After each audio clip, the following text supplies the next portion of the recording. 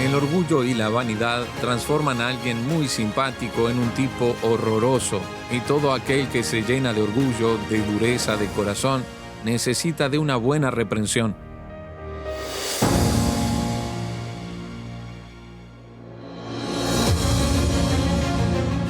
Misión 66. Descubriendo lo desconocido, usando lo conocido, aprendiendo y tomando acción para el recorrido de la vida.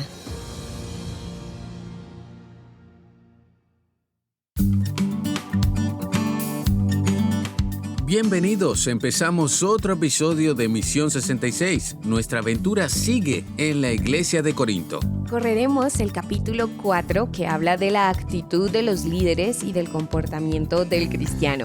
Lo titulamos Altanera, Preciosa y Orgullosa. Si hay un lugar donde la vanidad, la arrogancia y la soberbia no deberían prevalecer, es en la comunidad de la fe.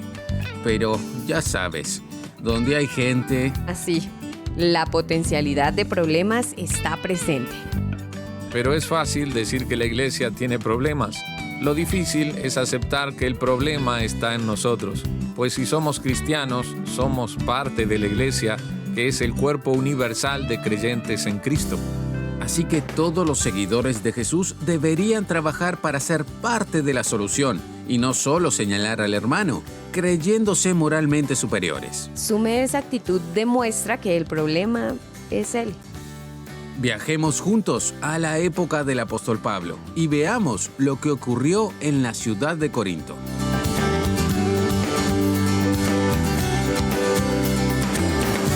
Qué complicadas eran las relaciones personales en la iglesia de Corinto.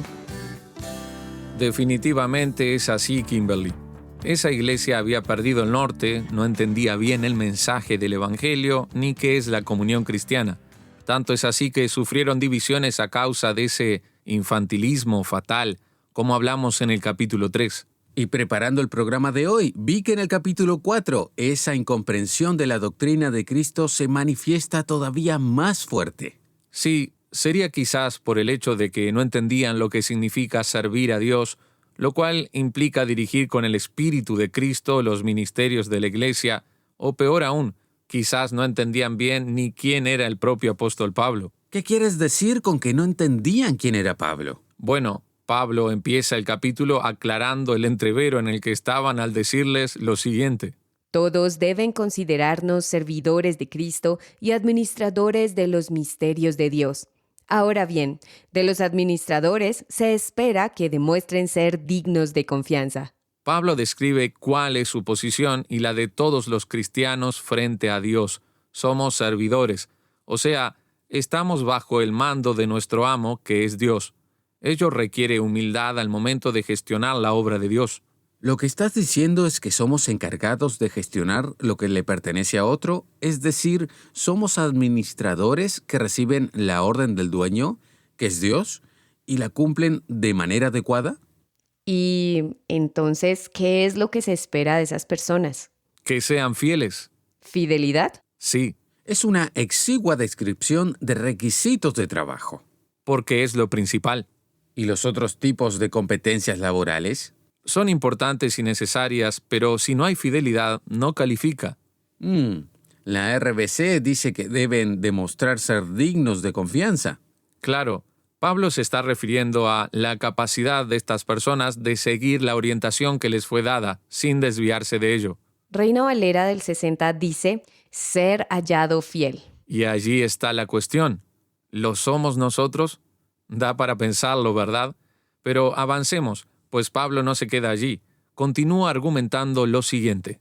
Por mi parte, no me preocupa mucho ser juzgado por ustedes o por algún tribunal humano.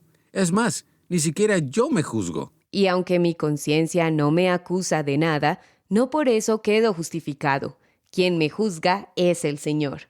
Así que no juzguen ustedes nada antes de tiempo, hasta que venga el Señor, el cual sacará a la luz lo que está escondido y pondrá al descubierto las intenciones de los corazones.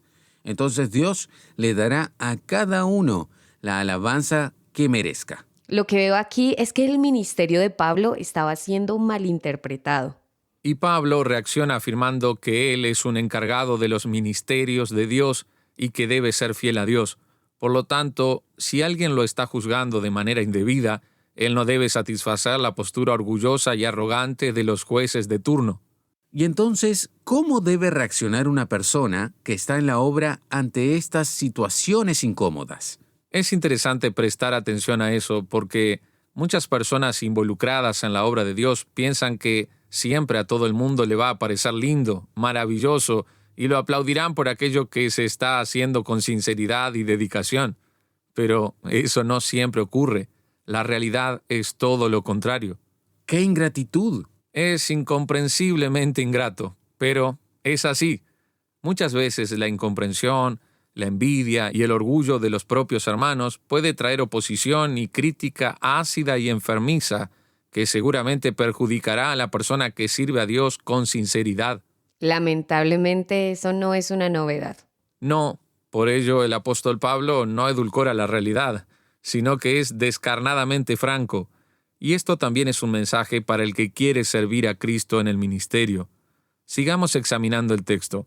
Veamos lo que dicen los versículos 6 y 7 del capítulo 4 de Primera de Corintios. Pero esto, hermanos, lo digo para su propio bien, y pongo como ejemplo a Apolos y a mí, para que de nuestro ejemplo aprendan a no pensar más allá de lo que está escrito, no sea que se envanezcan por favorecer a uno en prejuicio del otro. Porque, ¿quién te hace superior? ¿O qué tienes que no hayas recibido? Y si lo recibiste, ¿por qué te jactas como si no te lo hubieran dado?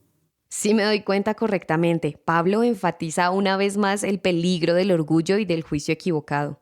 Es así, pero además hace una referencia que merece atención especial, no ir más allá de lo que está escrito. Se trata de una instrucción que venía de los antiguos rabinos. Necesitamos, conforme Pablo nos orienta, atenernos a lo que dice la palabra de Dios. Nuestro juicio, nuestra evaluación, nuestra perspectiva necesita ser moldeada por las Escrituras. Y entonces, ¿cómo debemos comportarnos si es necesario discutir o tratar algún tema controversial? David, cuando tengamos que debatir cualquier asunto en el ámbito de la comunidad cristiana, nuestro único parámetro tiene que ser las Escrituras sagradas. Sí, Johnny, pero parece que a los engreídos corintios no les preocupaba mucho lo que decía Pablo, porque se presentaban a sí mismos como más importantes que los demás. A ellos, y con mucha paciencia pero firmeza, Pablo les da una respuesta de modo incluso irónico, lo cual es absolutamente pertinente. Fíjate el contexto del capítulo 4. Ustedes ya están satisfechos, ya son ricos y aún sin nosotros reinan. Pues cómo quisiera yo que reinaran para que también nosotros reináramos juntamente con ustedes. Lo que creo es que Dios nos ha exhibido a nosotros los apóstoles como si fuéramos lo último, como si estuviéramos sentenciados a muerte. Hemos llegado a ser el hazmerreír del mundo, de los ángeles y de los hombres. ¡Wow! Se sentían como reyes y creían que no necesitaban nada de nadie. ¡Qué presuntuosos! Fíjense, Pablo dice, muchachos, perdieron el norte. No entienden lo que es el Evangelio ni qué significa servir a Dios. Y enfrentando esta postura, habla de los apóstoles. ¿Cuál es la posición de los apóstoles? ¿Siervos fieles de Dios? El último lugar, el de estar condenados a la muerte.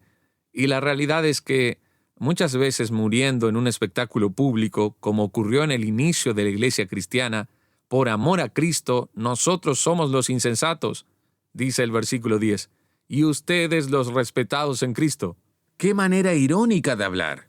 Sin duda, la fuerte ironía del apóstol Pablo tiene un propósito didáctico en este texto. Veamos si logras darle el tono irónico en la lectura para darnos cuenta de lo que intenta señalar tan punzantemente. Nosotros somos los insensatos y ustedes los prudentes en Cristo. Nosotros somos los débiles y ustedes los fuertes. Ustedes son respetados y a nosotros se nos desprecia. ¿Se imaginan también el lenguaje gestual que podría acompañar estas palabras para hacer la ironía aún más notoria frente a estos presuntuosos corintios? Bien utilizada, La ironía puede ser una herramienta educativa muy potente ante quien la precisa. Y ahora cambia el tono, a ver si lo perciben. Hasta el momento pasamos hambre, tenemos sed, andamos desnudos, nos abofetean y no tenemos dónde vivir. Trabajamos hasta el cansancio con nuestras manos. ¿Hay algún episodio específico de su vida al que Pablo se está refiriendo? Sin duda. Se refiere a su profesión de hacedor de tiendas, recordando cómo necesitó retomar este oficio en sus viajes misioneros cuando enfrentó necesidad. Y pese a todo, veamos lo que dice en la segunda parte del versículo 12. Nos maldicen y bendecimos, nos persiguen y soportamos la persecución, nos difaman y no nos ofendemos. Hemos llegado a ser como la escoria del mundo, como el desecho de todos. Ya ves, quizás algunos nos sintamos más importantes, más especialmente relevantes que los demás dentro de la obra de Dios, pero eso no tiene el mínimo sentido, no tiene ninguna razón de ser. El apóstol Pablo le quita aquí toda base falsa a ese tipo de orgullo y ensimismamiento. Entonces Pablo marcha al final de su palabra aquí en el capítulo 4 diciendo: No escribo esto para avergonzarlos, sino para amonestarlos como a mis hijos amados. Porque aunque ustedes tengan 10,000 instructores en Cristo, no tienen muchos padres, pues en Cristo Jesús yo los engendré por medio del Evangelio. Pablo es duro. Pablo usa la ironía. Clarísimo, no da tregua, pero también muestra su gran amor y sinceridad, como que diciendo: miren, soy vuestro padre espiritual. Fui yo quien empezó a anunciarles el Evangelio. ¿Qué les pasa? ¿Por qué se portan así? Y en los versículos 16 y 17 dice: Por tanto, les ruego que me imiten. Por eso les he enviado a Timoteo, que es mi hijo amado y fiel en el Señor, el cual les recordará mi modo de ser en Cristo, tal y como enseño en todas partes y en todas las iglesias. Timoteo, hijo en la fe de Pablo, un discípulo fiel, fue enviado a Corinto para intentar ayudar a la iglesia en ese momento inicial de su trayectoria. Recuerda que esa iglesia fue fundada en el segundo viaje misionero de Pablo, y aquí estamos unos 3 o 4 años después, en el tercer viaje. Y lo que está haciendo es brindarle recursos espirituales, en este caso con un obrero aprobado como Timoteo, para darle soporte a una iglesia nueva que necesita orientación. Pero Pablo no deja de ironizar y tirarles las orejas. Vean cómo sigue. Pero algunos se creen muy importantes y creen que yo nunca iré a visitarlos. Pero si el Señor así lo quiere, pronto iré a verlos, y entonces sabré cuánto pueden hacer esos engreídos y no cuánto pueden hablar, porque el reino de Dios no es cuestión de palabras, sino de poder. ¡Qué fuerte! El reino de Dios no consiste en críticas y palabras equivocadas, sino en manifestación verdadera de la acción de Dios en la vida de las personas. ¿Qué prefieren ustedes?, pregunta Pablo. ¿Que los visite con una vara o con amor y con un espíritu apacible? Pablo no está jugando. Es directo en lo que les dice. Lo que el apóstol quiere saber es: ¿se van a portar o no se van a portar dignamente? Es como si les dijera: ¿van a entender el mensaje y redirigir vuestra forma de pensar? ¡Wow! ¡Qué manera de hablar! Realmente nos deja pensando a todos, ¿verdad? Querido oyente, esa terrible realidad de una iglesia orgullosa, de los altaneros corintios del pasado, se repite a través de la historia. Eso es una alerta para que no camines en la misma dirección hacia la vanagloria y no caigas en el mismo error.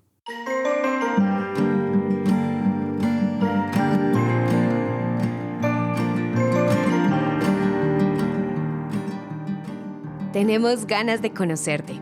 Encuéntranos en las redes sociales, déjanos tus comentarios y comparte con otros la misión de hoy. Búscanos como Misión66.rtm en Facebook, Instagram, YouTube, TikTok, Spotify y X. Te recuerdo, Misión66.rtm. Estamos en la primera carta de Pablo a los Corintios, capítulo 4, un capítulo curioso, y llegamos al tiempo de las preguntas. Johnny, ¿es correcto que un cristiano ironice en sus expresiones hacia los demás? ¿Ese comportamiento de Pablo aquí está bien? Muchas veces imaginamos que la Biblia en su conjunto es una especie de pintura medieval, donde las personas representadas están inmóviles y el comportamiento general es muy simple y plano, pero eso no tiene fundamento. En realidad, la ironía no solo es usada por el apóstol Pablo, sino que es usada en diversas circunstancias en la Biblia. ¿A qué te refieres con que en varias partes de la Biblia se usa la ironía? Por increíble que parezca, el propio Dios muchas veces usa la ironía. Recordemos el Salmo 2, que dice que el Señor va a reírse, burlarse de los impíos que se oponen a Él. Así que en realidad la ironía, si se hace correctamente y con la intención adecuada, es un recurso didáctico importante. Y entonces, ¿cómo debo hablarle a una persona que se ha equivocado? Mira, si te pones a hablar de manera leve y simpática con una persona que está entrando en un camino totalmente equivocado, esa persona no se va a dar cuenta de la profundidad del abismo en el que está entrando, por lo que la ironía tiene la fuerza de despertar a la persona de su letargo para la seriedad del momento que se está enfrentando. Por eso no solo es aceptable, sino necesaria. Tiene su lugar. Ahora, la iglesia en la ciudad de Corinto está pasando por una gran tensión con Pablo. ¿Cuál era el problema de esos corintos con el apóstol? ¿Cuál es la causa de esa ruptura aparente? Veamos lo que pasa aquí. Sabemos por los capítulos anteriores que la iglesia estaba sufriendo una división, y a través de esa primera carta a los Corintios y del libro de Hechos, sabemos que Apolos había estado en Corinto y que también trabajó con la iglesia local. Entonces, ¿cuál era el motivo o la razón por la cual criticaban tan duramente a Pablo? La falta de madurez. Comenzaron a llevarse por preferencias personales, unos por Pablo, otros por Apolos y también por Pedro, lo que hizo que se dividiesen en grupos basados en el favoritismo por cada uno de esos líderes. Así que el grupo más favorable a los demás, quizás el grupo de Cristo incluso, y el grupo de Apolos estaban criticando y disminuyendo a Pablo, que a estas alturas se encontraba en Éfeso. Entonces, ¿estaban atacando directamente a Pablo? Sí, ¿puedes decirnos cómo era físicamente Pablo? Bueno, no tenemos certeza absoluta, pero hay indicios de que Pablo no era una persona tan expresiva en lo que a la apariencia física se refiere. La tradición dice que era bajito, que tenía cejas gruesas, que no tenía un aspecto físico imponente.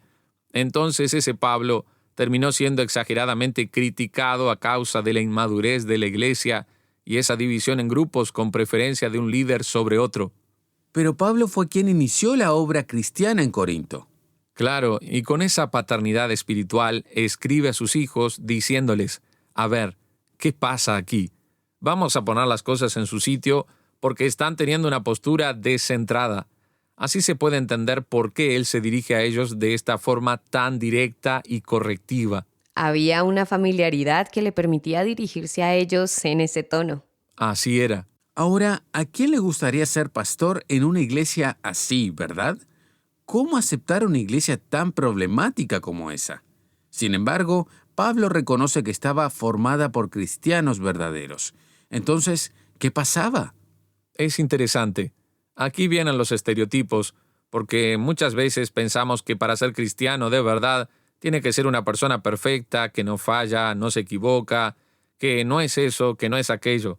¿Quién quisiera que lo comparen con los corintios?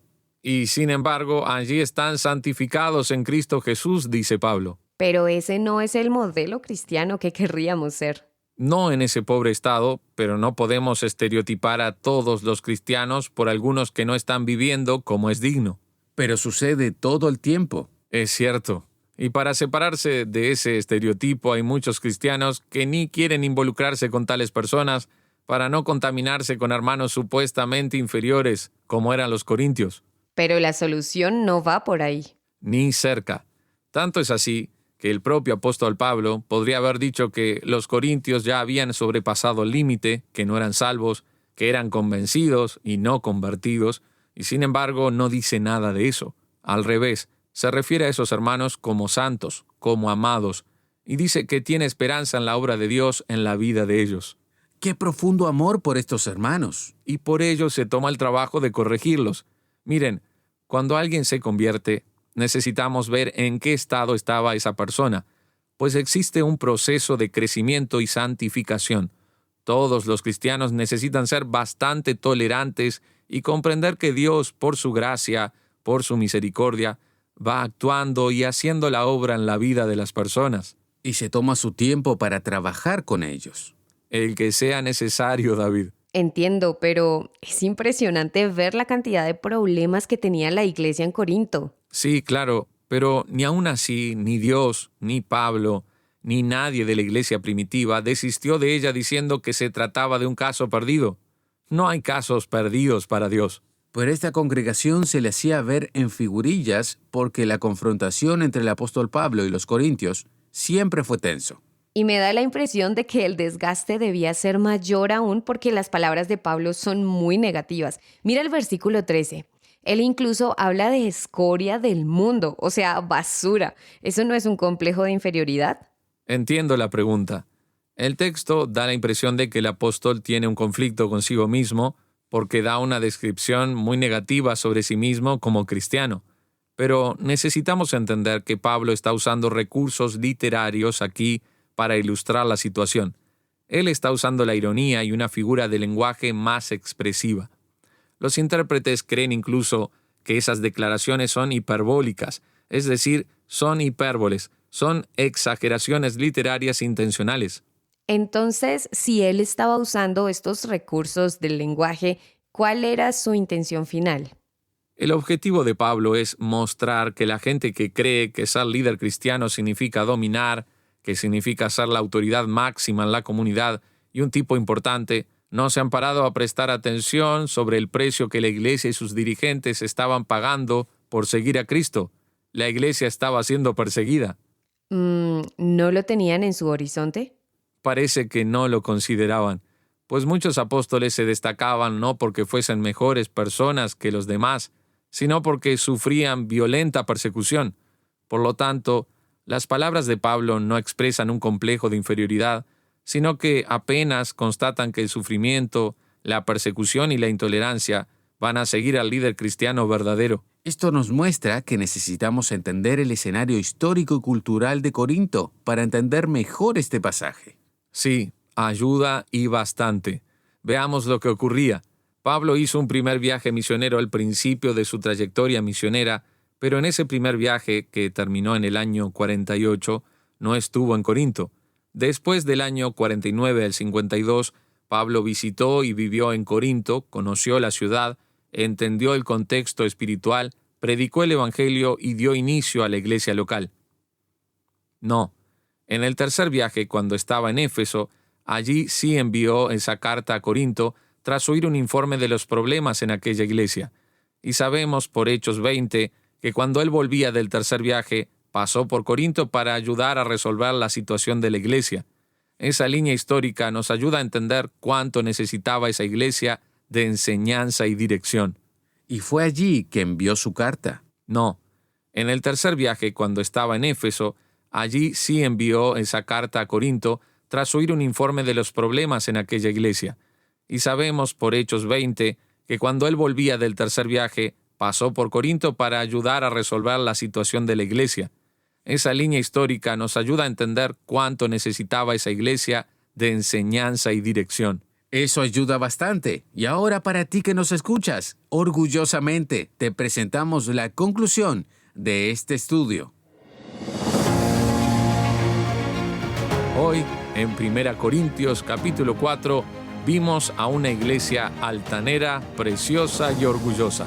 Cuánta comprensión equivocada la de esa iglesia que no estaba entendiendo bien el mensaje del evangelio ni lo que era la comunión cristiana. Y ahora no entendía lo que era el ministerio, ni quién era de hecho el apóstol Pablo, y lo que significa servir a Dios. Vimos que el problema era aquel orgullo, aquella vanidad, aquel sentimiento peligroso que transforma a alguien muy simpático en un tipo horroroso. Pues es ante esa situación que va nuestra aplicación. Todo aquel que se llena de orgullo, de dureza de corazón, necesita en realidad de una buena reprensión. Antes de la caída viene el orgullo, dice el proverbio. Por ello, cuidemos nuestro andar, seamos humildes y sigamos a Cristo como iglesia de Cristo. ¿Qué aprendizaje te llevas de este programa? Escríbenos y solicita también el material gratis que ofrecemos para profundizar en el estudio de los 66 libros de la Biblia. Nuestro número de contacto es 1-847-857-8029. 1-847-857-8029.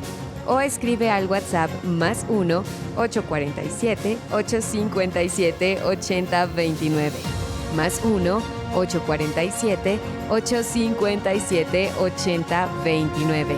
O envíanos un correo electrónico a misión66@transmundial.org. misión66@transmundial.org. También visita misión66.org. misión66.org para escuchar de nuevo este y otros episodios. Acompáñanos en nuestra próxima Misión 66, donde vamos descubriendo lo desconocido usando lo conocido, aprendiendo y tomando acción para el recorrido de la vida. Misión 66 es una producción de Radio Transmundial.